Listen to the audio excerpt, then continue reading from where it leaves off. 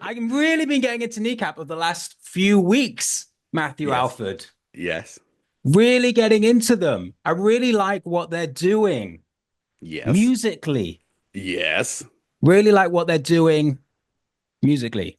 And I hope they Yes. keep doing what they're doing musically because that, I just think it's a really great thing that they're doing and it's fantastic. For a long time, I felt like I couldn't really be myself. I couldn't express what I wanted to express. I felt kind of Oh. arrested by Oh. societal pressures or something. I don't know what it was.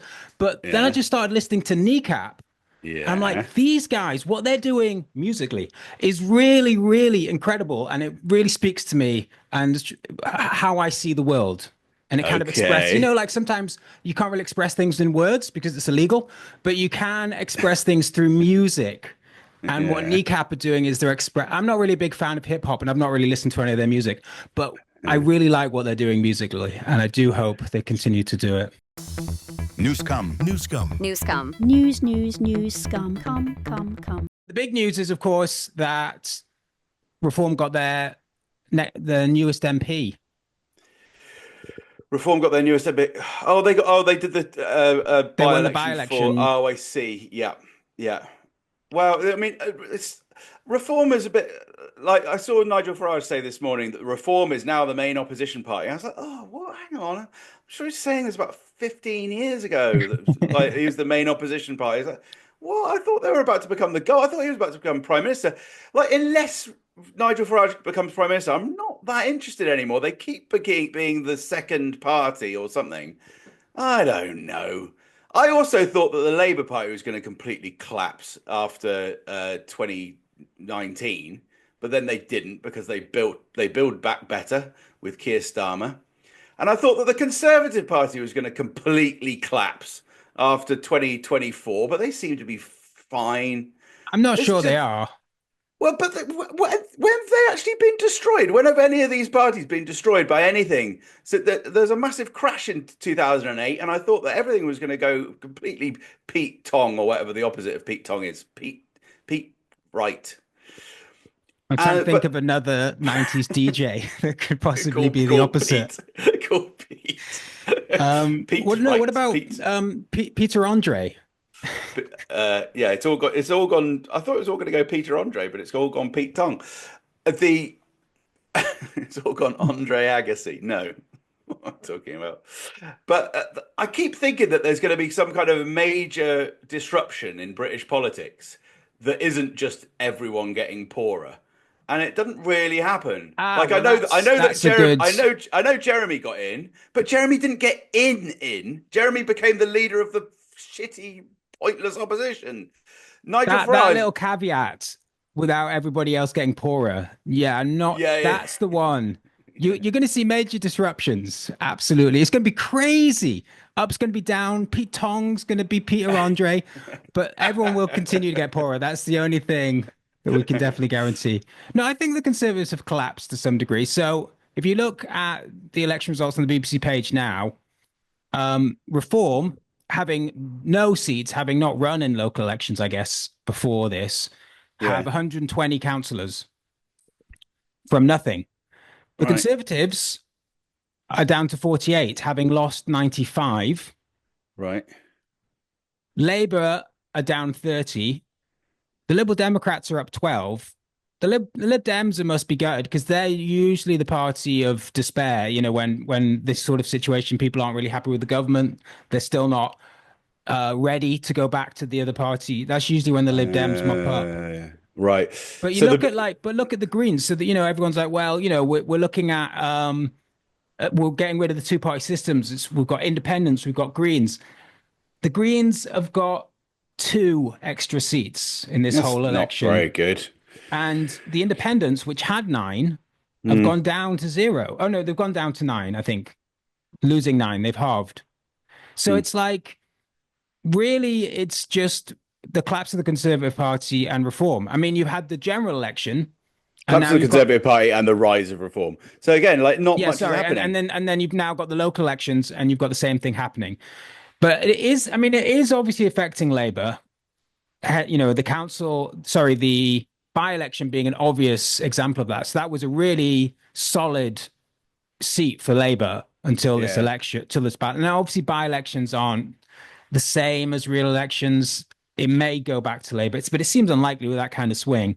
But more often is the case that Reform is just taking over the Conservative seats, and it's going to be it's going to be Reform versus Labour. But then, you know, that's the Conservatives generally are the bigger party. So it may, I think what Labour are hoping for is that there will be there'll be people up and down the country who will not vote Reform.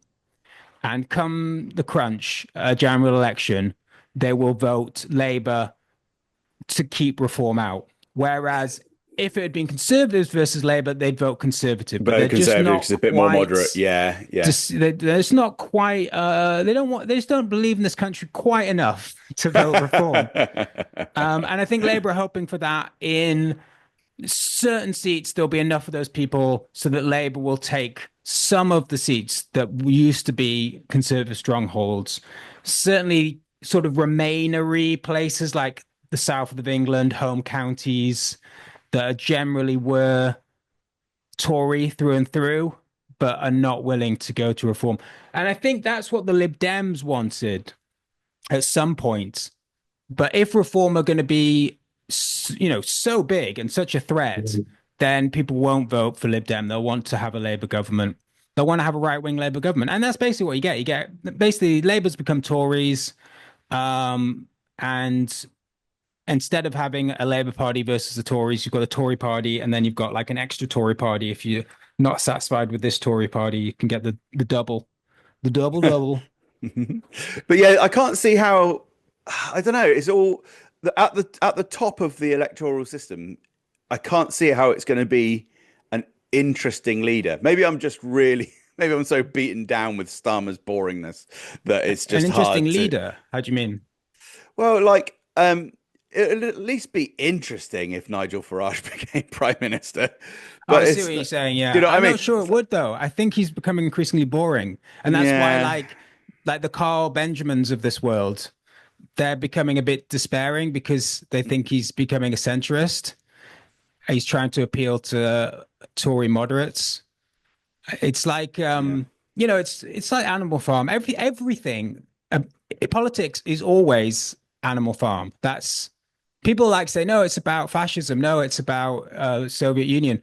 It's about everything that ever happens in politics, which is that people get into power and they become the same as the people that were in power before. The pigs become the people.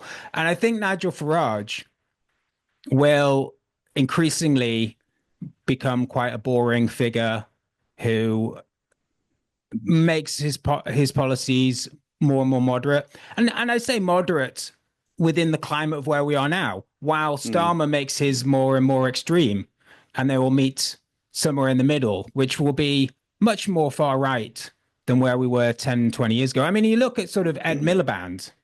Ed Miliband was seen as being too left, but really that was like a kind of moderate figure who was anti-austerity. Yeah. And now, I mean, I talk about people I hate. I really hate Ed Miliband. I just saw a poll that of all the Labour cabinet, everybody's got a negative approval rating except Ed Miliband, because Ed Miliband, like everybody, he's just got this way of whatever's going on, people love him. I quite liked him when Corbyn was leader because he kind of got behind the Corbyn project. And I was like, good for him. But then I just realized, no, he's just a yes man. Whoever is in charge, it's like, yeah, baby, this is great. Yeah, Labour are fantastic. They're positive change.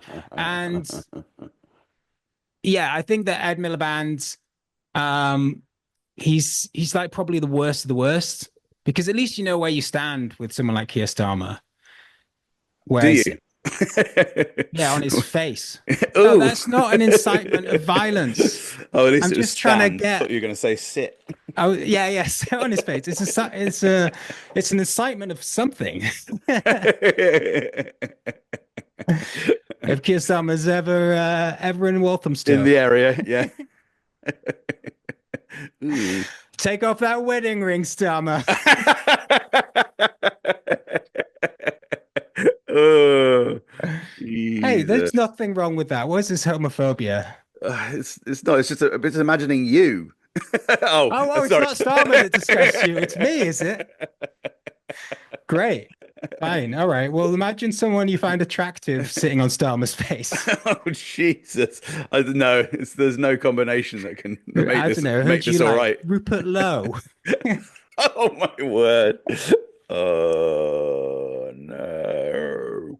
Anyway, let's keep going with the I don't know anything about the local elections, Daniel. That's the problem. you participated in it. You were Well, I involved. voted. You're our man on the scene. You're our inside man. Wow, yeah. I really I mean, that's why I want Iran to bomb Bath or Bath, because it would be good for the podcast. I mean, it'd be sad for you to be obliterated. But I mean, the thing would be, hopefully you wouldn't be immediately killed by the blast. You'd die slowly of radiation. But then we could do a few episodes with you. Yeah. Slowly. Why do you have to make it so hard? Why don't you just keep it simple? Like, why don't they drop a bomb on a bit of Bath that doesn't kill anyone, it blows something up, and then I can commentate about it? Why do you have to turn it into radiation and me dying and sitting on Starmer's face? And Because I think it would be funny off and... for you to be like, have you seen Chernobyl? Why make it so? Have you seen? Have you seen Chernobyl? Your Chernobyl? podcast to turn into an episode of Chernobyl. Right, when they're all sitting in the beds and their skin's all peeling off. Yeah. I just like the idea of you in hospital and me explaining my theories about the Teenage Mutant Ninja Turtles while you're taking your last breath. I just think that would be fun. And it would be good. It would be good radio. It'd be good radio for all you truckers out there. For all you truckers out there, the motorway has been destroyed by a nuclear bomb. There's backup all the way to Junction 25. I would take the B roads. I would take the A46. That's what I'm saying from my deathbed, because I'm the man on the scene. If you truckers are out there, before I die, I'd just like to pass on the message to take the A46 down the slip road and maybe stop off at Geraldo Services for a cup of coffee before you get on the way, because it's going to be pretty chocker up there for the rest of the morning. Daniel? Thank you very much, Matt. Now back in the studio. We've got more updates. Reform are making gains on this nuclear blast. Yeah. They're wiping out councils. Yeah, it's just, I don't know. I find the local elections quite enervating, because that was a good word. I hope you don't mind me saying. Is that George Galloway word? It was enervating. That's another thing. So what happened to the Workers' Party? Where the hell was the Workers' Party in the local elections? Do you know how many votes they got in the by-election? Oh, we stood, did we, in the by-election? How many did we get? Yes, you stood, Matt. I was the man on the ground. You and your family. How many did we get? I think it was 186, something like that. Oh, crap. It was about 20 more than the Monster Raving Loony Party. Well, about 50 less than I got when I stood. Yeah, but this was a by-election that was the only election. I think it was the only election the Working Party was standing in. George Galloway went down there. Oh, did he? Yeah. And it still didn't get any. And the candidate was on Crispin Flintoff, I think, on Sunday. And he was saying he thought that they might be third. Oh, which seems quite delusional at this point. Which is, I mean, I don't know. I wasn't following closely. I just thought they were probably. This is the thing. I think people were assuming that everybody except the two main parties were going to make hay, and maybe not. That wouldn't translate into seats exactly, but they would get something out of it. But it's just Reform. Just a 2-horse race in the end, Labour and Reform, or Reform and Tories. Oh, where they destroyed the Tories in many places, and they lost to Labour in other places. Yeah. In the way that Tories used to lose to Labour in those same places, if that makes sense. Yeah.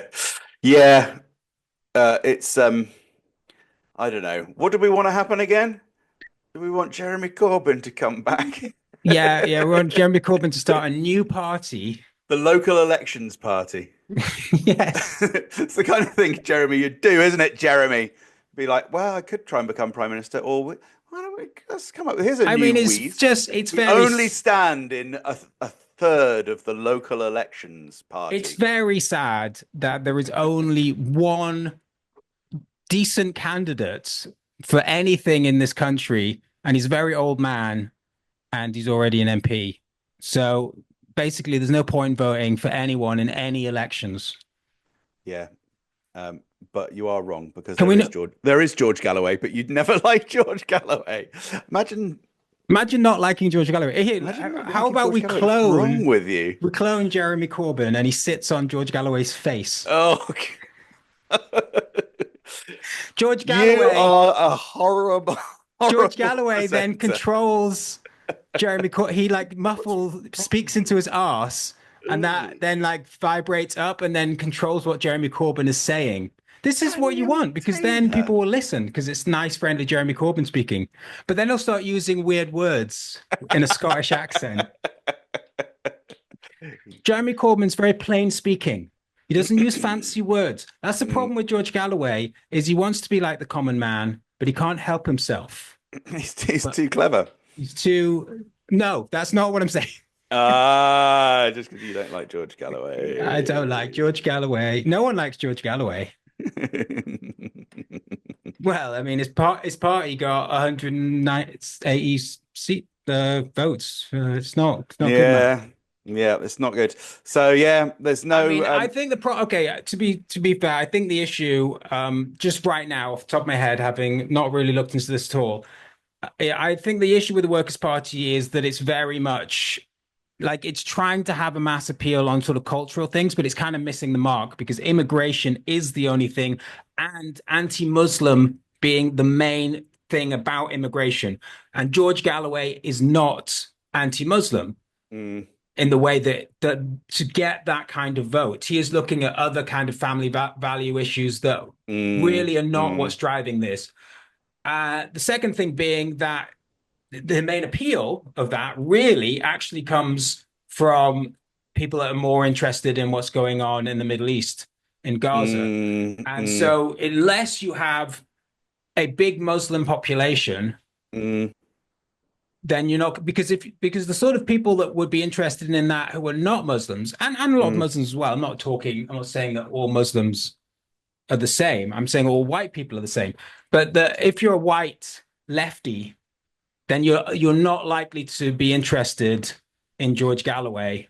I mean, you might be. If you're working class. I'm just talking about myself, right? I think you're absolutely right. I think there's a really good diagnosis of why the Workers' Party has not been able to break through. If you're raised in a certain, like me, to have certain values, that like not liking George Galloway, that was the main value I was at dinner time. Remember who we don't like. Then it doesn't matter that he's pro-Palestine. They won't get you. It'll only be people who are not from that. Yeah, basically the sort of people that are involved very much in the sort of Corbyn project. But it's a shame though, isn't it? Because having that fissure between the Galloway types, well, and literally Galloway and the Corbyn types, is a bit of a nightmare because it really does divide the left over a very marginal issue to do with just some traditional sort of that Galloway's a bit more traditionalist than the sort of kind of more overtly softly liberally lefty Corbyn. The goody two shoes left. And the goody two shoes left. That's a really nice way of putting it. And that division means that our base, including me and you in that, our base. I thought you were in the workers. You just keep changing. First you were the of the workers. But I've always liked Jeremy Corbyn and George Galloway. You're not allowed in the Jeremy Corbyn camp anymore. You're cancelled. This is the problem, isn't it? Sorry, keep going. I think you're allowed back in briefly, so we can hear what you have to say. And they'll kick you out.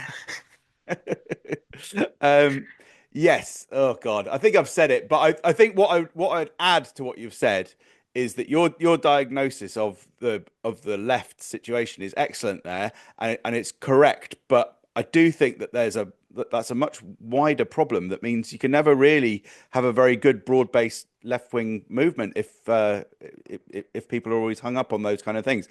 I'm not blaming you. You're not the only one. You're just the main one. No, but it's true, isn't it? I'm not anything. If you've got your kind of middle classy, sort of liberal, softly goody two shoes lefty people, that's a really important group of people to make stuff happen in the country.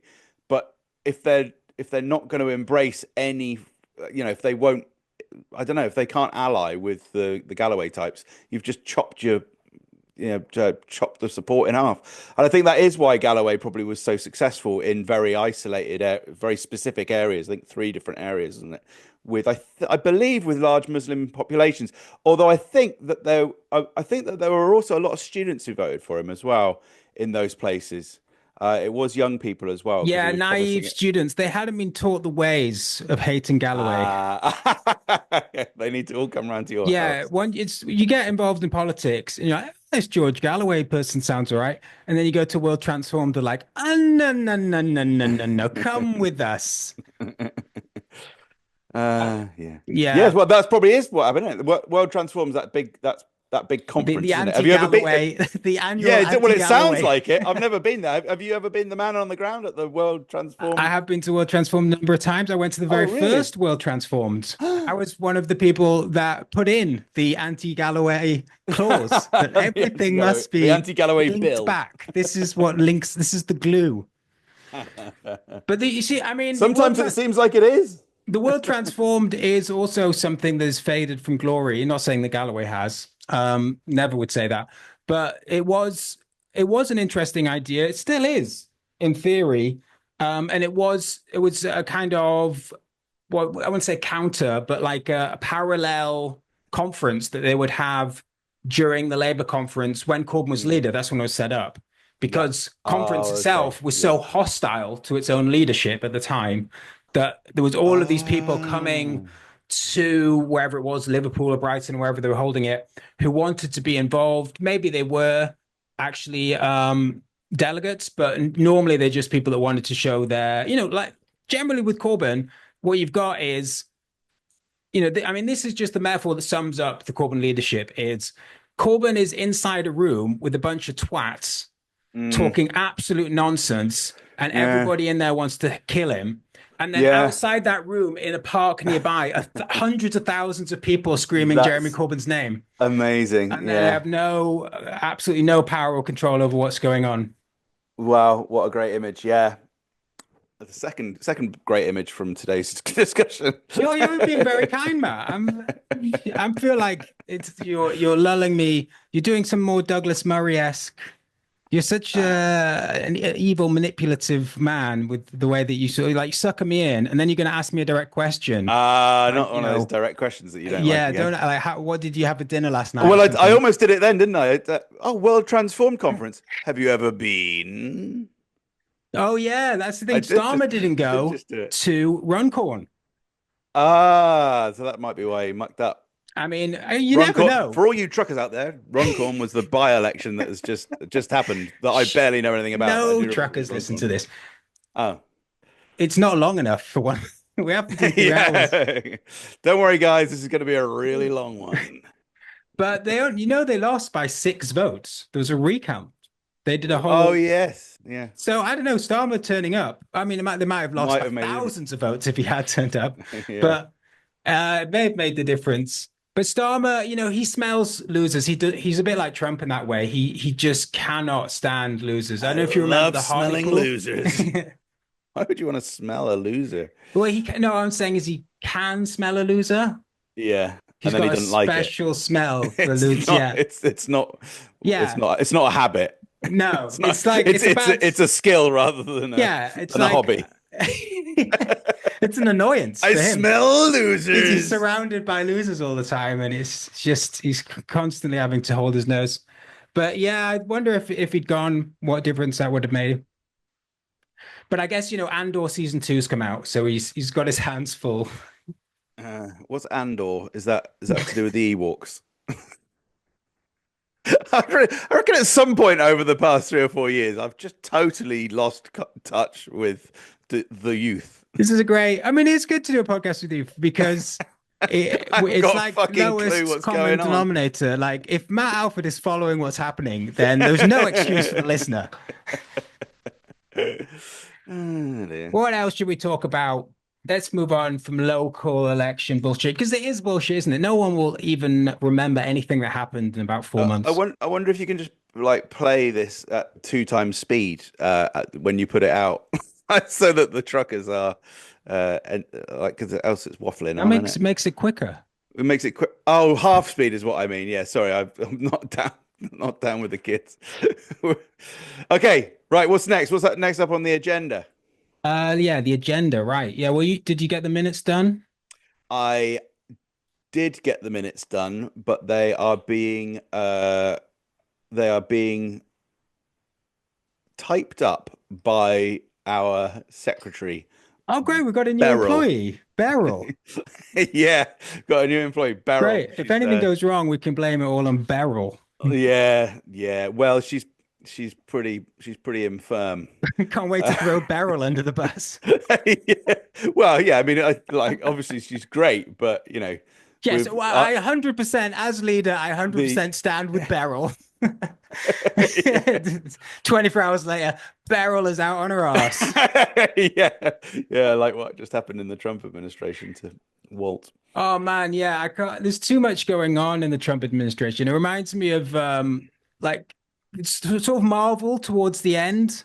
I mean, I guess Marvel's still going, but you know when the only way you could follow a Marvel film was if you'd watch the 12 miniseries on Disney Plus about each character, yeah. and then you'd watch like the YouTube shorts, and it's like I'm like Mike Waltz, who's he again? I didn't watch, you know, the animated series. I'm not sure about his backstory. Yeah. But you a few weeks ago you put together a list of who you thought were the hawks and the doves. Oh yeah, of the Trump administration. I imagine Mike Waltz was on that. Where did he? Mike Waltz was a major hawk Okay. on both the Middle East and on Ukraine. I made a list and I put it together into an article. But I have to say it's not quite that clear cut. And I was trying to compare it as well to the Biden administration, and what the Harris administration would have been, because I wanted to get an idea about whether the Trump administration was more liable to push for diplomatic solutions in those two key theaters of conflict than a likely Harris administration. I have to say that going through every individual on it, I got to the end and I was a bit like, it's a really tight run thing. It depends exactly who Harris would have employed in her administration. It also depends a little bit on the day, you know, how is everyone feeling? But there are some more diplomatic-minded people in the Trump administration, including Tulsi Gabbard at the head of intelligence, and Keith Kellogg and Whitkopf, his old property buddy, and they're all a bit more attuned towards diplomacy. So my impression is, I won't bang on about this because I can't remember the details quite well enough off the top of my head, but my impression was going through those lists of people who were at the top of the administration. My impression was that the Trump administration was always going to be a little bit more inclined to diplomacy in all the main areas than the Biden administration or any subsequent Harris administration. But it's a fairly tight run thing, particularly when you've got Mike Waltz in there and Hegseth as well. So they are pretty hawkish. But do you think that the firing of Mike Waltz, whatever you call it, the Berylization of Waltz, do you think that's well, he has been Berylized. I think he's just become the U.S. ambassador to the UN, I think, which is typing up minutes.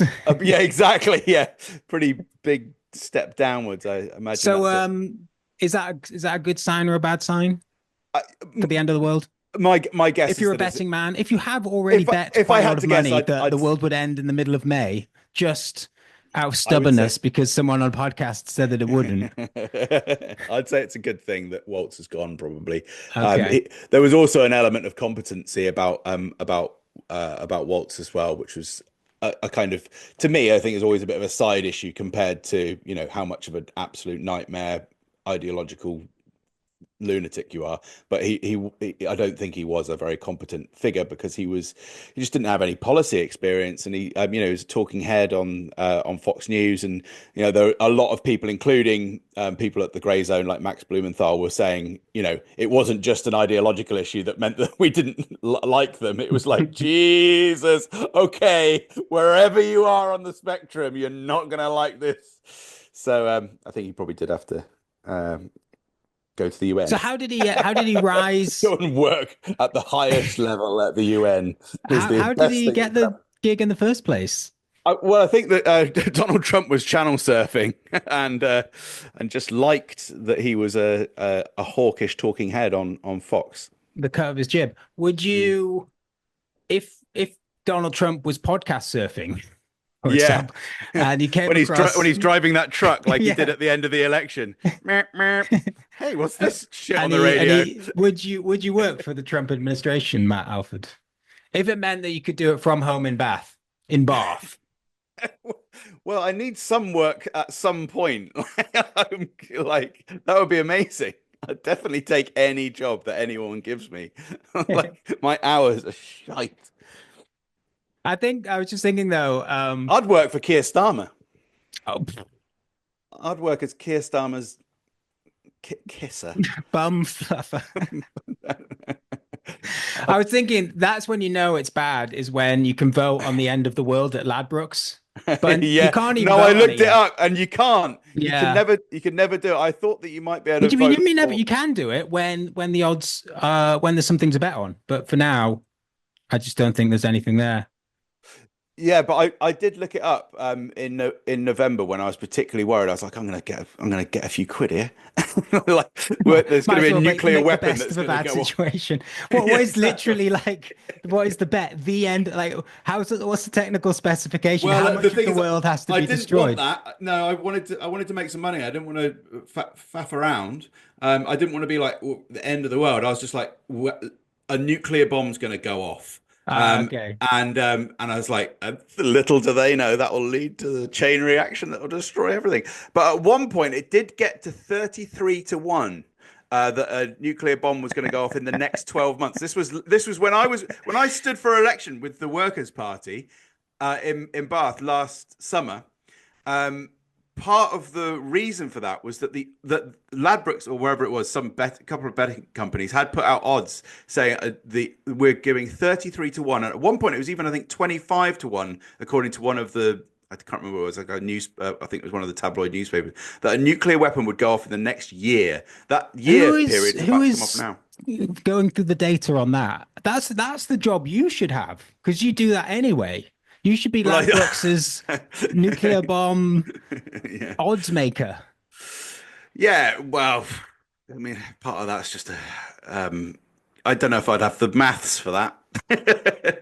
They'd need someone with the maths. Oh yeah, you need to be able to do like 2. I can only do, I hate it when it's 2. If it's 2, if it's something in 2 or whatever, I'm like, oh God, yeah, damn it. 25-2, or even, yeah, there's going to be a nuclear weapon that's going to go off in the next year. Each way. What does that mean? Yeah, I can't deal with that. You mean they're going to bomb us and we're going to bomb them the other way? That's one of the good reasons for like not taking maths, is that it doesn't lead you down the horrible world of online gambling and gambling addiction, because you have no idea. Yeah, You I've can't got even get into no it. idea how I'd do any of that. Yeah, I've never had the mental dexterity to become interested in gambling, even though it looks so much fun. Yes. Have you ever been down to a bookies? Everyone's having the time of their lives. It's just an absolute palace of joy. Every time I pass those places, I'm like, oh my they're God. having a really good time, and I'm just out here with my Like a pockets sucker. full of change, like an absolute loser. Like a sucker. Yeah, I know. Tell me about it. Anyway, let's do a few. We've got a few, I think, ongoing items that we probably need to address. One being third mic negotiations is with. that what we're calling him? we need another boring middle-aged man to come in. Yeah. Call him Third Mike. Third mic. Yeah, negotiations with Zelensky have been going slow.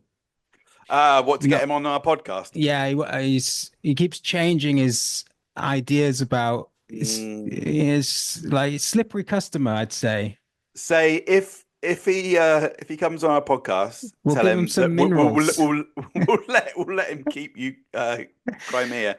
Yeah, you could keep Crimea, mate. No, I mean we have to offer. Does Bath have any minerals it could mine? So if we can get, hang on, look, what about this?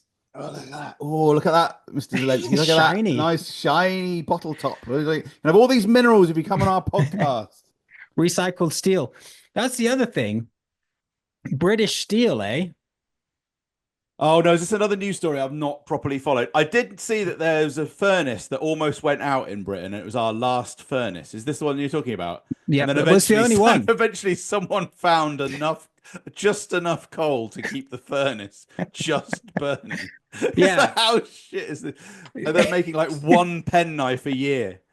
I know it's really embarrassing, but it's the only furnace we have left.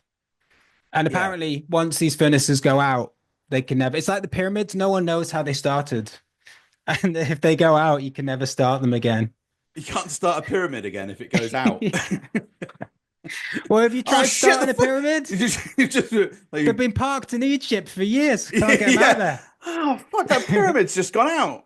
Where's it gone out to? Fucking Thailand. Space. It's just rolled off. Just sprouted its wheels and just fucked off. The down interesting the thing Nile. about British Steel thing is Jonathan Reynolds, the British Steel That would Secretary. be funny if the little pyramids just went on wheels down the M5. Focus, Matt. Focus. Sorry. We're talking about British Steel. Hang on, I'm thinking about steel now. Steel. Yeah. Hang on, I'm in the room. Yeah, right. So British Steel, right?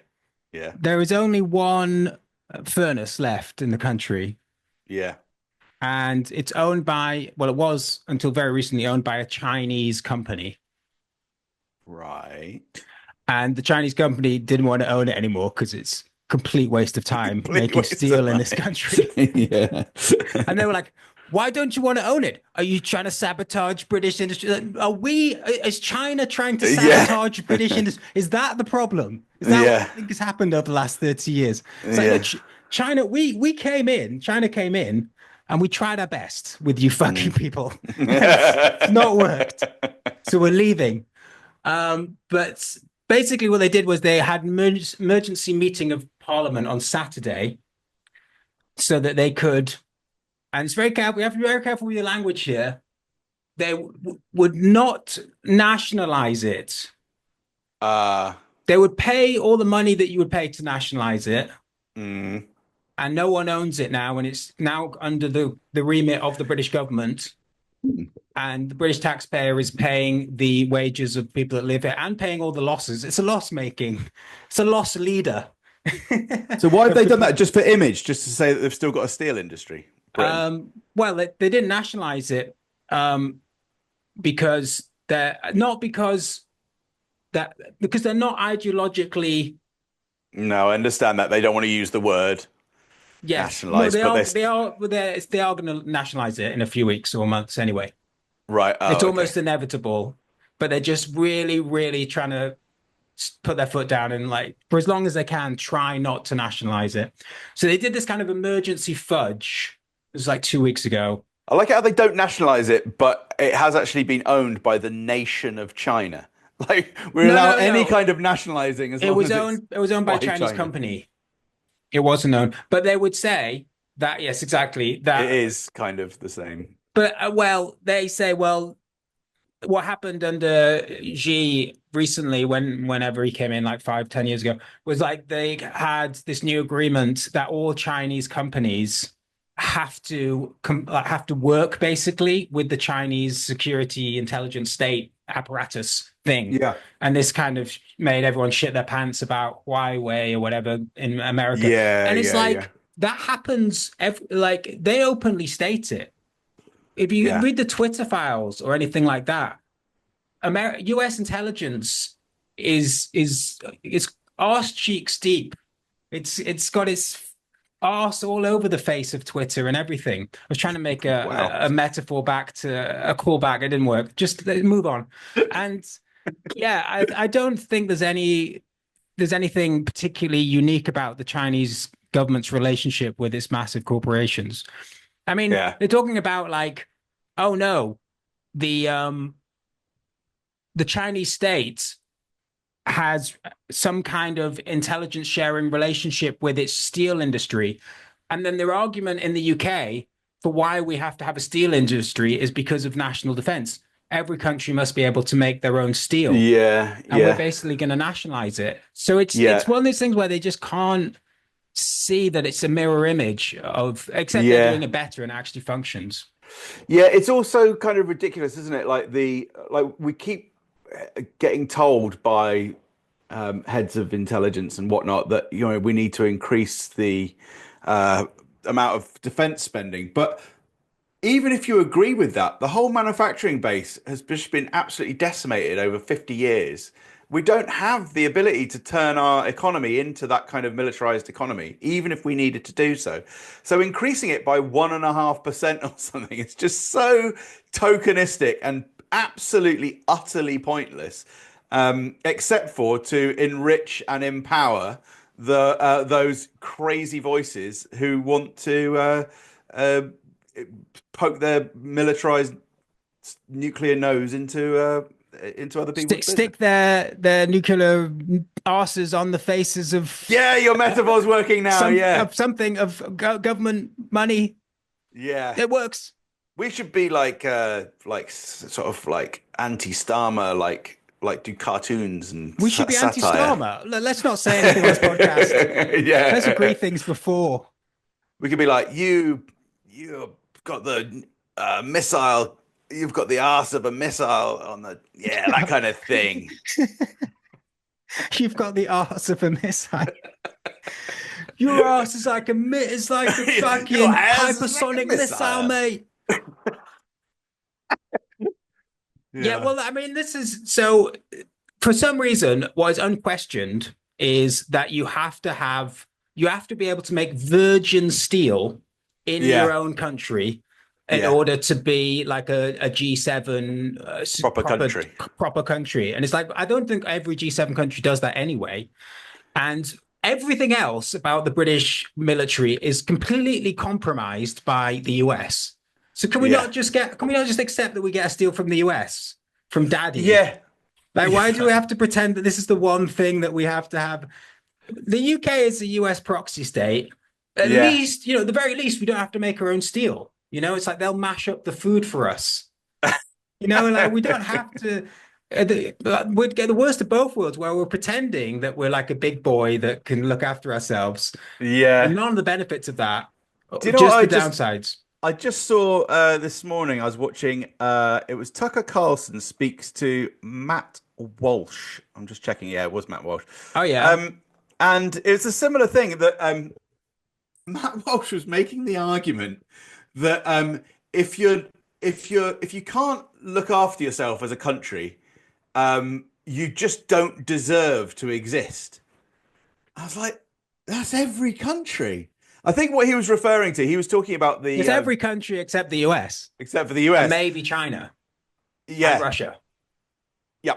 Which is basically what, I mean, I think it was Aaron Bastani. Sorry to cut you off, Matt. Sorry. It was Aaron Bastani who was saying, I think it was Aaron Bastani. It was someone that I watch sometimes. So it's either Aaron Bastani, Jimmy Dore, 2CTV. One of these people was saying that it's basically 1984. You've got three zones. Yeah. The US zone, the Russian zone, and the Chinese zone. And the quicker that we realize that we don't need to make steel because we're in one of the zones, we just become Greenland, Mexico, Panama, UK. We join the US. Then we can travel to the US. We could go. I'd like to see the Grand Canyon one day. Don't know about you, Matt. Yeah, why not? So it's a tripolar world, which is what it was in Orwell's book. But we can only hope that the Chinese and the Russians are just like, yeah, we're not going to keep doing this thing of chopping and changing sides all the time. It's only the Americans who are using 1984 as a guidebook rather than as a warning. Yeah, they should be using Animal Farm. That's what I'm saying. So what was what's his face saying about other countries then? They should all Well, die. I got about, yeah, exactly. But he was actually talking in the context of Israel, and you'd have thought that he would be quite supportive of Israel, being from the Daily Wire and all that.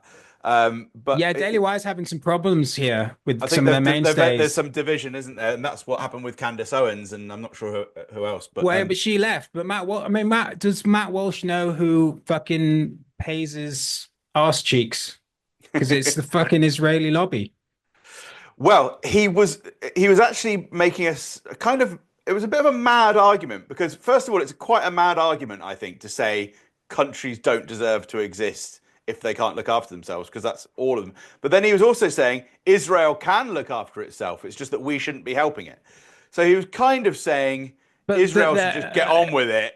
Israel can't look after itself But without Israel huge can't. US I don't backing. think What are that's you the case talking at about? all. And so Tucker Carlson, who's often the one to make the more mad point, was having to sort of roll back a little bit, like when you were saying the other day about, was it you talking to me the other day about Alex Jones, when he had to be the sane person in the room when when Kanye was going on about going DEFCON 1 on the Jews and stuff, and Alex Jones had to be like, "Ooh, well, let's be reasonable here." And this is what Tucker Carlson just had to do in this interview with Matt Walsh. I don't I mean, that's particularly basically mind Douglas either of them, Murray. but Douglas Murray is like, yeah, you can't trust experts. COVID was all bullshit. And it's like, yeah. And also Israel. No. Israel, the story that the mainstream is putting out is pretty much exactly what's happening. There's no need to look into it. It's the same with Ben Shapiro with Kennedy, which is why I think you're probably working for the Israeli lobby, because like Ben Shapiro, you don't think there's anything suspect with what's going on there. And people believe the reason that Ben Shapiro thinks that is because Israel's involvement in. oh, is that what Ben Shapiro has been saying recently? That the Kennedy assassination wasn't a conspiracy, and he's saying it's because Israel couldn't possibly have been involved. There's No, another tortuous he argument. can't help himself but add. And the reason I think that is because Israel definitely wasn't involved. The reason I think this about something that happened in 1963 is because something contemporary that's happening to do with Israel. But it's not to do with Israel. That's what I'm saying. The But point is that it's not. my reasoning for why Kennedy was not shot in a conspiracy, at least from the shot from the front, from the grassy knoll, is because if you look at the tape, there's no hole in the back of his head. So it couldn't be more obvious. And anyone who tries to explain that there was a hole in the back, why there isn't a hole in the back of the head, gets themselves in all sorts of weird tangles. Like a bullet tangling through Like the a air. tangled magic bullet, yeah.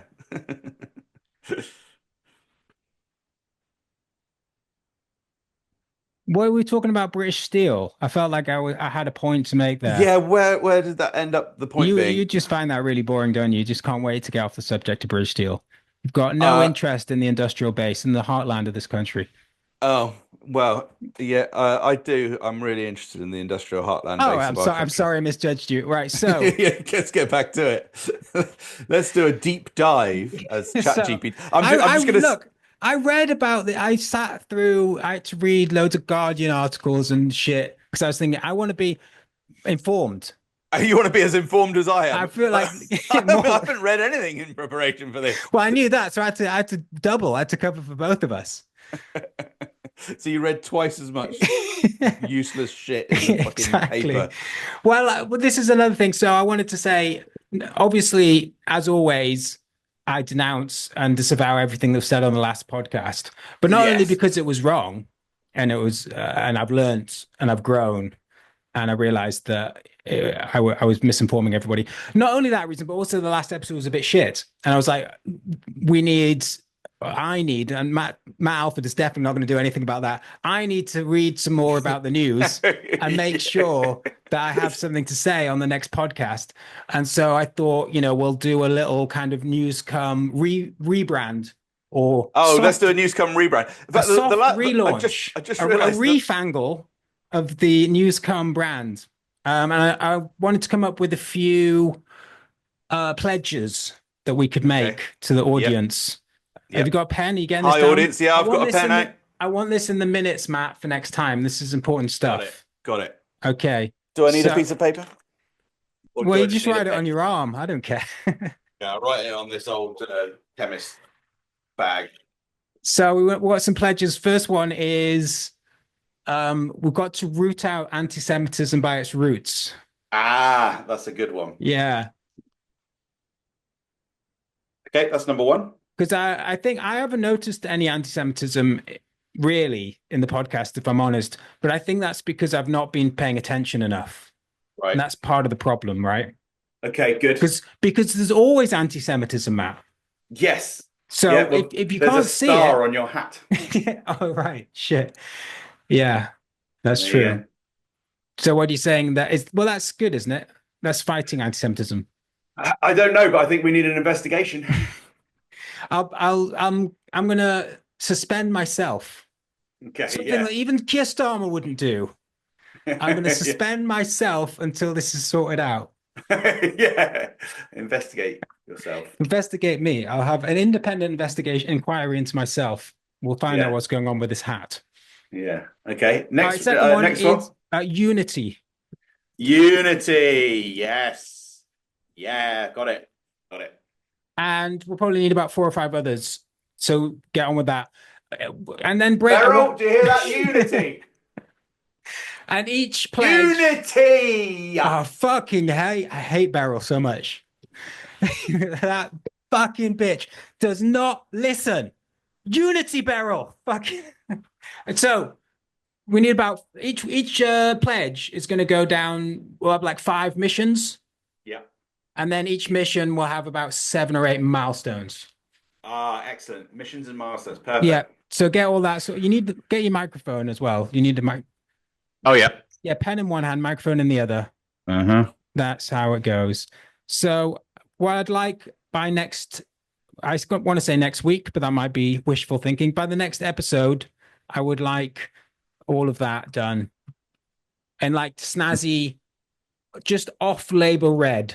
Not quite the real Labour red, like a kind of pinkish hue, like it's my claiming of Labour. Oh, yeah. Well, that's your color, isn't it? You've got branding.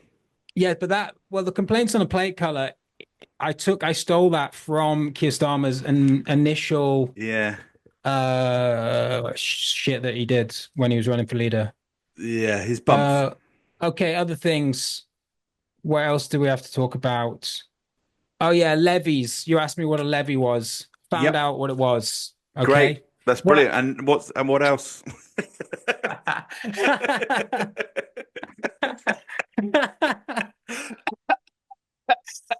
I had a joke, but it wasn't as good as that. So maybe we'll leave it for next time. Oh yeah, so British deal, right? Nigel Farage wants to nationalize it. Right. have we done this? Did I already say that? This is going to be a fucking tough old edit. Yeah, I can tell you that. I think this one's going quite well. I don't think it needs an edit. I'm just going to put it out on YouTube and then put out the whole thing as a podcast. Fucking hell, you've got balls of steel. Who said that? Steel. Yeah, steel. No, but someone said that recently. Oh yeah, it's about 2CTV. I was reading the comments. Well, hopefully we'll get onto 2CTV quickly. If we just get through this fucking British steel nonsense. Yeah, we just finally put this one to bed. So did I already mention that Keir Starmer, Nigel Farage wants it nationalized? Yeah, but that doesn't make any sense whatsoever. Right. Because the thing about Nigel Farage is he comes up with all of these sort of policies like nationalizing British steel, but his main thing that he wants to do is cut all taxes and have the government pay for nothing. So I don't really understand how those kind of things work together. Well, I think he's probably it's a matter of national pride, isn't it? That'll be how he's rationalizing that. It's just like it's only one. At the end of the day, it's only one fire. It's one furnace. No, but you know how much it fucking costs? I don't know, about £90. I I, don't I know. think they're losing £700,000 a day at the moment. Oh God, that is quite a lot. £700,000 a day for one furnace. Do you know? Right. This is the problem with. Why don't they Right, just use the central we heating? have the most expensive energy costs in Europe. We import liquid gas from the US instead of having it piped in from Russia. We import coal from around the world instead of digging up right next to the furnace. It's like under the furnace, there is more coal that you could use, but we have to get it in on ships because we shut all our coal mines, which is a good thing if you're not using coal, but we are using coal. Yeah. So it's a complete catastrophe. Why anyone would want to make steel in this country? So before this, I think called Yeji or something, before this Chinese company owned the steel company, it was owned by, wait for it, a private equity firm Ooh. who bought it for £1 Oh. because nobody would fucking buy it. Because the only people that have enough money to buy a fucking steel. Imagine if you had millions and millions of pounds and you were like, you could make more money by investing on the futures market. You Yeah. could make more money just by putting it in a high interest savings account. Or do you want to buy the one remaining steel plant in the most expensive country in the world and try and get that to run at some sort of cost-effective way? It's like, no, I'll just give my money to some portfolio and go and sit on the beach, for fuck's sake. So the only people that would buy it were this private equity firm that then basically, asset stripped the whole fucking thing. I think they put £20 million of investment in and took £20 million out. It was quite a tight turnaround. And then desperately, the government sold it on to this Chinese company. I don't know what they were thinking. I imagine there's probably some mistake in the translation. Otherwise, they wouldn't have touched it. The barge pole. And now they're thinking, we're not going to nationalize it. We're going to try and get another buy. Who the fuck is going to buy this in the backwater of Europe, this 200-year-old furnace when they've got state-of-the-art equipment in China? It's just such a joke. But no one can believe it because it's British, so it must be the best in the world. Anyway, Can you live there? Maybe someone could buy it for £1 and we could put some immigrants just in the live furnace. there. That's No, Daniel. We were doing so well. No, because you can't turn it on. So Yeah. it might be good because then far right people would try their darndest to turn it back on. Maybe they'd get somewhere. Use their hate for something. Yeah, the furnace. I think it's time for the fires to go out in this country. And we can import steel like we import every bloody thing else, Just wake up, accept it.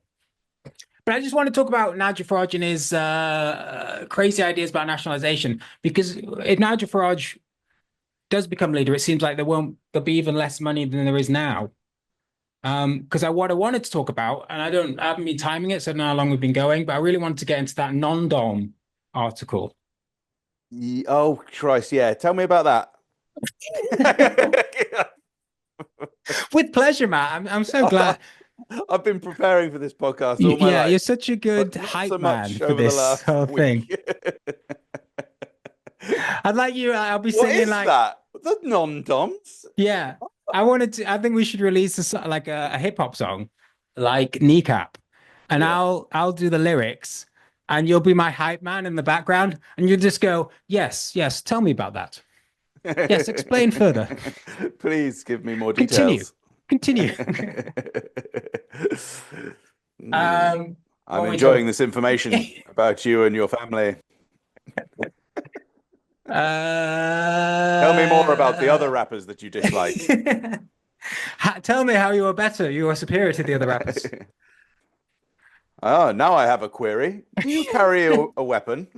No direct questions. No direct. That's the name of the group. No direct question. Jesus. Yeah, with the NDQs with their hit single Reformer. Do you remember that song? No. Informer. Oh yeah. No. Well, we've realized I'm not down with Dayut. Yeah, so this is in the Telegraph. I did send you this. I Yeah. thought this was very amusing. It was on the 27th of April. Major Tory donor defects to reform with £1 million gift. Oh yeah. Bassem Haider predicts that other wealthy individuals will follow suit to back Nigel Farage's party. So this guy, right? Was donating to the Tories, and now he's donating to the donating to the reforms. Tories, and now he's donating. About just before the election in 2024, he was in the. He's just never out of the newspapers. This guy. He was in the Guardian in May 2024, saying, "I am moving. That is it." Tycoon speaks out about the end of non-dom tax data. So he said he was moving in 2020. He's still fucking here. When was it? July. He was in this is Telegraph again. He was like, I'm worth hundreds of millions and I'm leaving high tax Britain.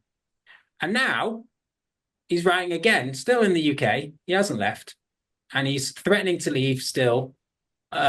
Unless, of course, reform get in, because he believes, and I'm sure he's right since he's given them £1 million, that reform are going to keep the non-dom status.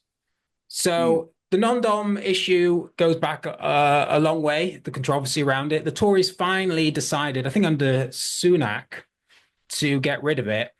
They were going to get rid of it this month, April 2025. But then Labour got in. And Labour, of course, being a great left-wing party fighting for the working class, they said they would continue this policy. But since they got in and they had a refangle, they're gonna give non-doms a bit more time. So they're gonna phase it in. So we should already be there. If you voted Tories, we'd already be there now. But because you voted late, did you vote? No, you probably voted for yourself, I guess. I had to, unfortunately. It was You don't have to, though, because it's a secret, isn't it? You could have still voted reform. Yeah, but if I'd not voted for myself, I'd have had like several percentage points off. Yeah, that's what I like to vote, is where I get the most percentage points of that vote. I always vote for, so in 2024, I voted for some local guy, like an artist. But he was interesting. Like, he had all sorts of just sort of very nice left-wingy things that would never happen.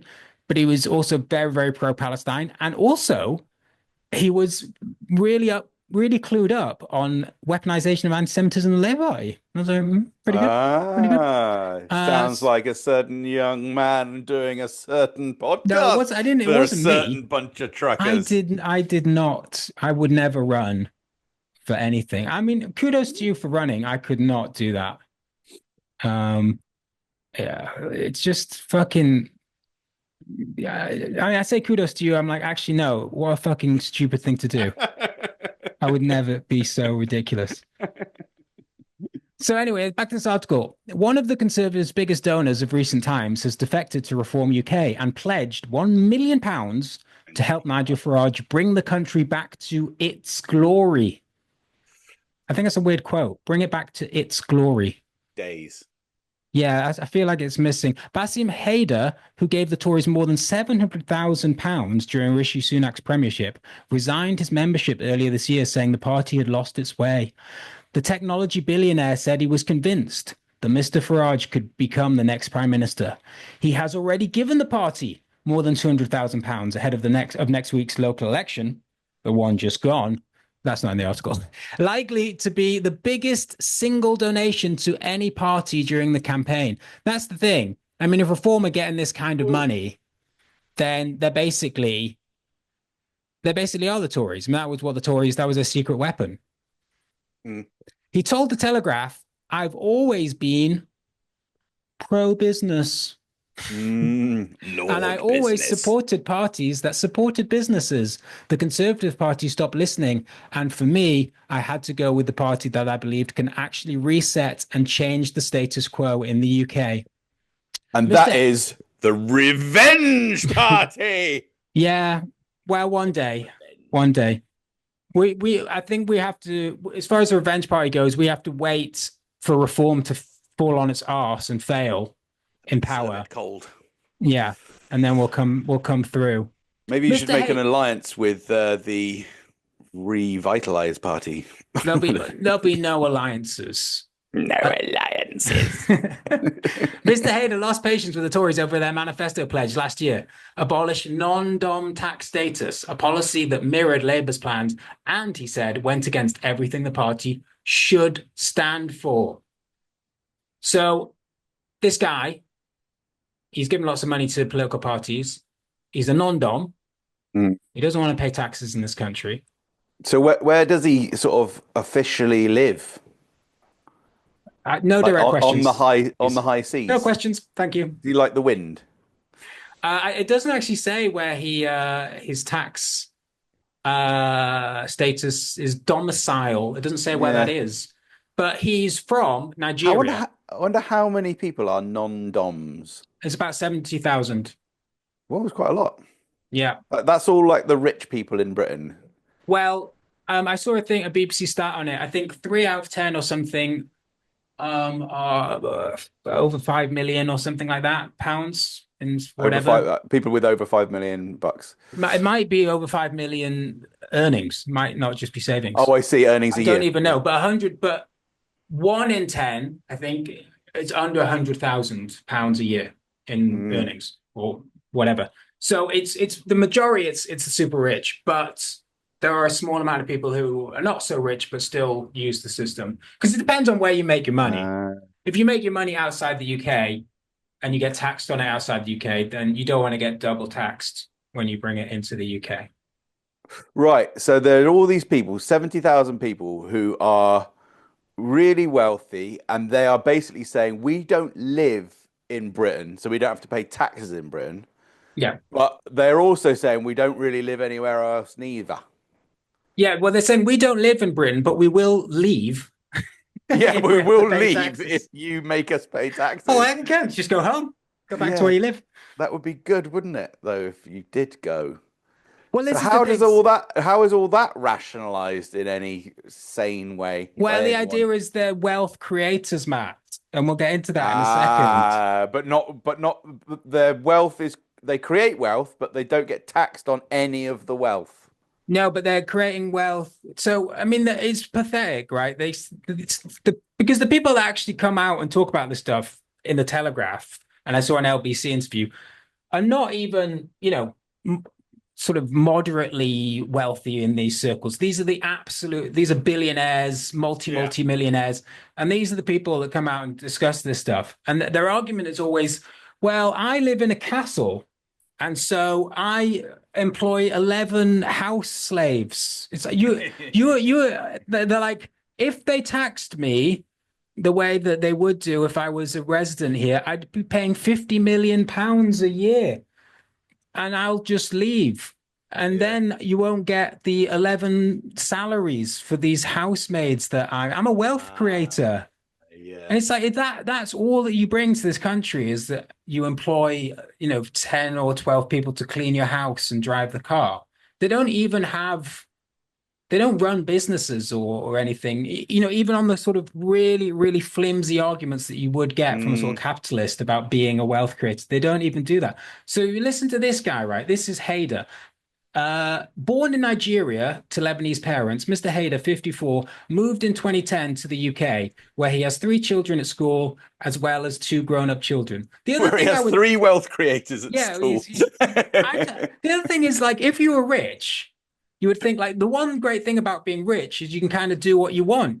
It's like, if you get taxed more, you just pay it. You're rich. It's like, no. We have to constantly be on the run. We sleep in our shoes, never knowing when we'll have to leave the country, because like this way, like if your kids are at school, you've got friends, why, if you can afford to pay it, you would just pay it if you enjoyed living here. I mean, I can understand the UK, it's such a shithole that if we dare make people pay any amount of money to stay here, then they'll just leave immediately, because the only attraction it has is that you don't pay tax.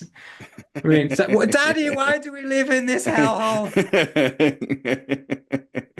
It's either this or I'm so greedy. the grounds of the furnace. Yeah.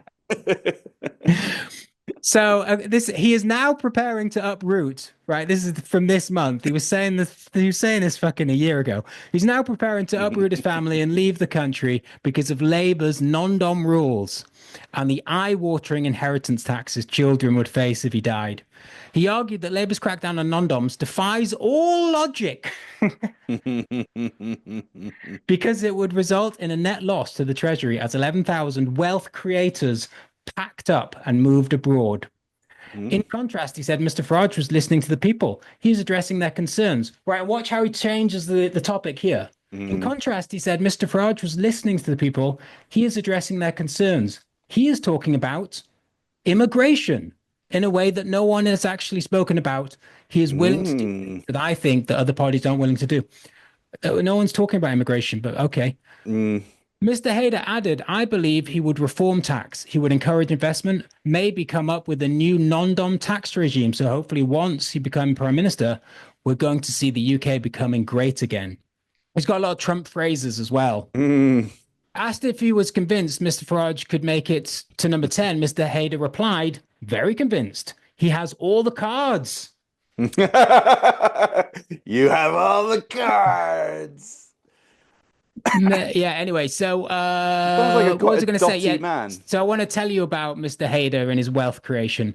So this is what it says. Mr. Haider is a serious man with serious friends. He is a member of the World Economic Forum. Always popular with the far right, particularly these days, which meets at Davos every year, and built his fortune on modernizing the communication networks of Nigeria. I'm sure that was a real ethical move. He diversified into other interests, including £100 million property portfolio in the UK. So the only thing he does in the UK really is own fucking property. So that'd be quite good if he left, to be honest. A medical cannabis firm and a hotel in the Caribbean. But this is the big one, right? One of his companies, Optasia, is a provider of microloans in 42 of the world's poorest countries and claims to have more than 900 million customers. So now you own Optasia. Customers. Optasia, right? It advertises itself as giving opportunity to businesses to grow in Africa. It has 900 million businesses. Yeah, I think what Optasia is, it's a predatory loan company that is putting people that can barely make it through the week further in debt. And that's wealth creation. And that's what we have to defend in this country, because otherwise, he won't hire the fucking housemaids to fucking wipe his ass after he's been sitting on George Galloway's face. I have a few friends that are serious. This is the other thing he says, right? I have a few friends that are seriously considering donating to reform. That sounds like something I would say. He'd say some of the statements that Nigel made recently have resonated with them, and I have got calls, and they have told me they really believe that he is on the right track, and they have become very encouraged. Wow, he sounds really dotty, doesn't he? Yeah. Beryl, I think I've got a husband for you. Yeah, so that's the future of reform. It's like the one thing that this government might actually do is get rid of the non-dom status.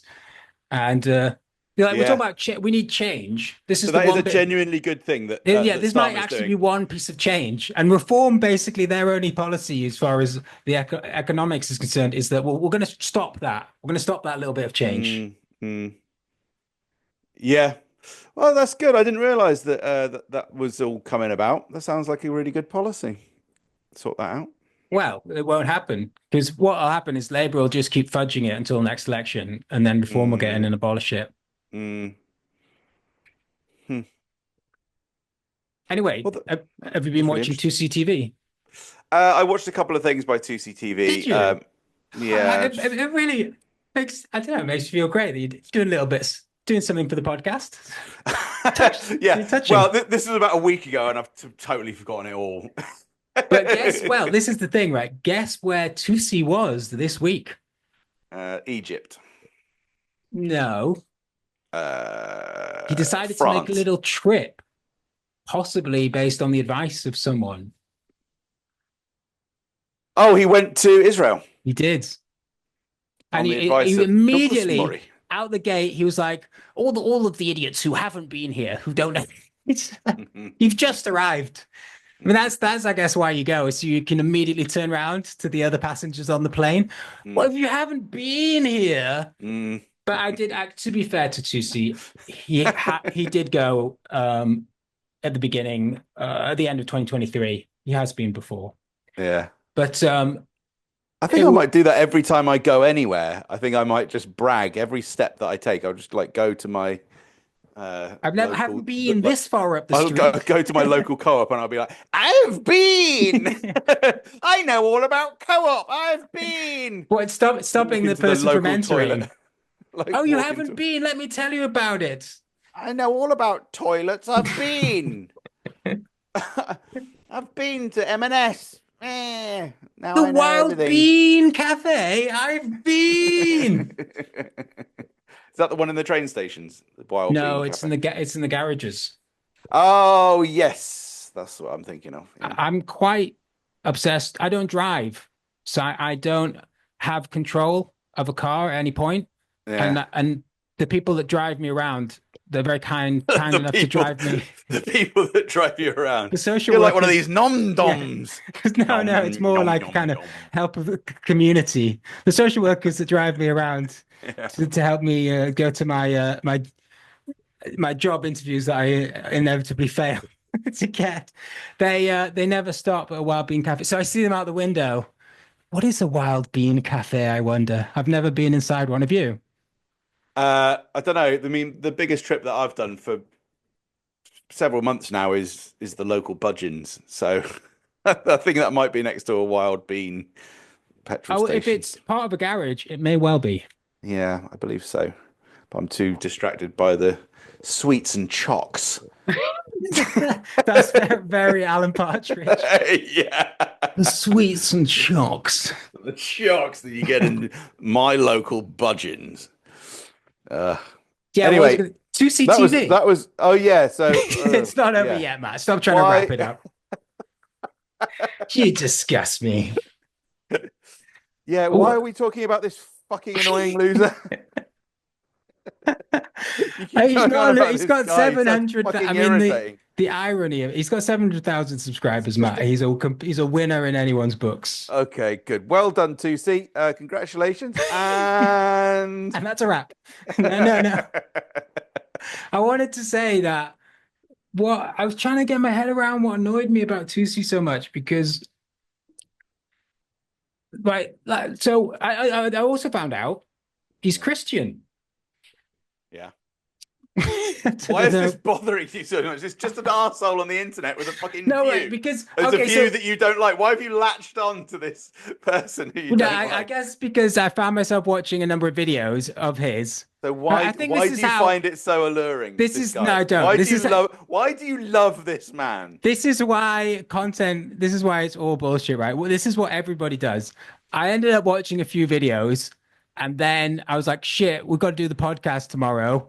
I haven't done anything. I'll just talk about what I've just seen on the internet.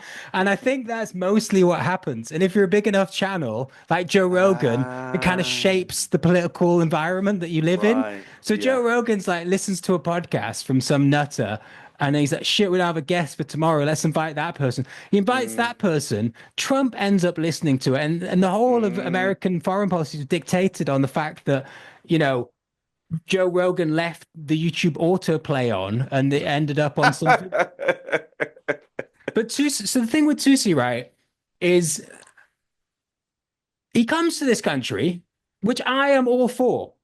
People coming to this country. It's great. I welcome all. But he comes to this country and then he basically shits on sort of all the sort of ideas that I have about this country.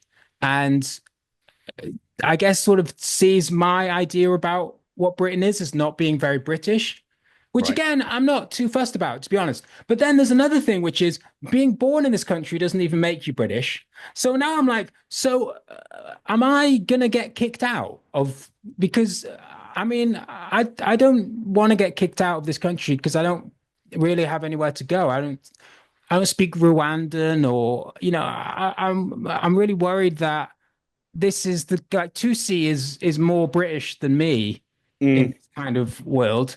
mm. Partly because I don't really care about Britain, and it's Yeah, about well, in which case you're not engaging in British values. You've not well, been through the. the engaging in British values is like blindly supporting this particular type of Britishness, right? That's what being British national and nationalist is. Why aren't you doing that? Well, because I feel like that's kind of like his problem with Iran is that you have to, there's no, like you all have to toe the line. And the point about Britain was that you have this sort of diverse. I mean, the problem with I have, right, is that I think Susi wants to kick loads of people out of the country. He doesn't talk about people like me, to be fair. He generally just talks about Muslims. But I wonder what he would do with me if he got his hands on me. I wonder about that every night. Oh yeah, okay, so that's why you've fallen into this algorithm. I was wondering why you're interested. But why? But 1,000 viewers. It's so good. It's so So well. I'm dreamy. really proud of it. No, I mean, the I get thing- very angry when I look at it. I shake my fist at the screen all evening. but yeah, I'm shaking my fist all evening, that's for sure. But I don't. The problem is, right?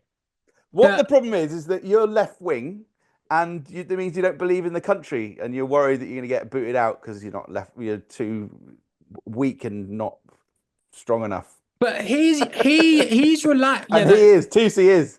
Tusi's strong. He's a strong man. But Tusi's strong and muscular. he's relying on the fact that I don't want to chuck him out because as much as I don't like Tusi, I see the humanity in him because Yeah. I'm just like that. I'm just one of those people. I see that he's just a flawed, pretty pathetic individual. You see a sensitive side. I see a broken, pathetic loser, and I'm like, we can't chuck like that guy you. out. Yes, like but, me. but successful I and in some empathize ways massively, strong. but he's You absolutely adore this. he's successful. this But the beautiful, other thing is, perfectly flawed. yeah. young Well, man. it's like, I mean, this is the classic thing, right? This is Tusi in a nutshell. He's like, he's got this Brit. I can't hear you, Matt. You're not talking to the mic or something. All right. He's desperate to have a British accent, like a really posh British accent, but he can't help himself when he's like using fillers and stuff, thinking about what to say. He does this like which is really, really Arabic. Cute. Oh, sorry, and- Arabic. and adorable. But yeah, but I think that's fine. I don't think people should have to sound like they're from here, but I imagine he fucking hates it every time he listens to himself back and he hears I'm just here in Israel. It's because everything else about it sounds very Boris Johnson to you. It's like great, but he's got this little thing that he can't get rid of. And that's Tusi. I'm like, Tusi, that's okay. You can be yourself. You can live here. But You can live with me. you can live in my house. Everyone's like, well, why don't you let the immigrants live with you? I'm like, you mean Tusi? Please. Yeah. No, Tusi's engaged to be married. I think that's where the anger comes in. That's why you're so pissed I was like, this guy, he could be the third Mike. And then he said he's engaged. And I'm like, fuck this guy. Yeah. But the comments on his latest video are unbelievable. Just the showering of praise for this man. These are just the ones from you, right? Yeah. No, I realize we've got a lot of competition. But I was thinking, this is what we need. So I'm going to stop now. I'm going to stop. Yeah, I'm gonna stop. yeah. I know it's a serious thing. You know that It's a serious I've obsession. only got eyes for Zara Sultana. Yeah. Well, I get Zara Sultana to dress up like Tusi. All right, and that's the end of the podcast. Yay! Bum, bum, bum, bum. Newscum.